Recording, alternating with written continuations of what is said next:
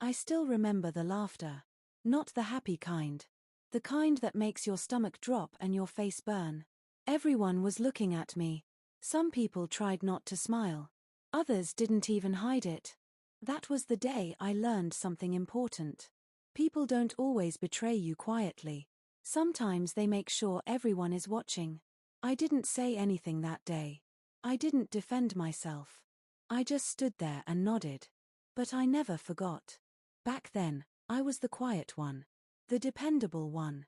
The person who always showed up early and stayed late. This happened at my workplace, a company I had given almost 5 years of my life to. I trained new employees. Covered shifts. Fixed problems that weren't even mine. I believed loyalty mattered. I believed hard work would eventually speak for itself. My manager, Daniel, loved to remind everyone how replaceable we all were. He said it like a joke, but it never sounded like one. Still, I kept my head down. I needed the job. And honestly, I was proud of it. One Monday morning, Daniel called a team meeting. No warning. No explanation. Everyone gathered around the conference table. Then he looked directly at me and said, "Let's talk about accountability." I felt my chest tighten. He pulled up a presentation on the screen. Mistakes. Delays. Problems. All of them blamed on me. Things I had already explained. Issues caused by understaffing. Deadlines I was never given control over. I tried to speak. He cut me off. "Excuses," he said, smiling. Then came the laughter. Not from everyone, but enough. And then he said the sentence that changed everything. "We're letting you go. Effective immediately. In front of everyone. No private meeting. No respect. Just humiliation." As I packed my things, he added, "Take this as a lesson." I nodded again. And walked out. Losing the job was bad. But losing my confidence was worse. For weeks, I replayed that moment in my head. The looks. The laughter. I questioned everything about myself. I struggled financially. Skipped meals. Sold things I cared about. There were nights I stared at the ceiling wondering if they were right about me.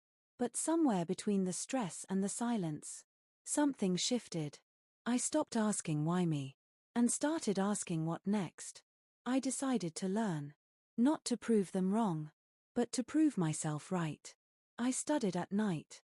Took online courses. Accepted small freelance jobs no one else wanted. I failed. A lot. But no one was laughing this time. Months turned into years. Slowly, things changed. I built a reputation.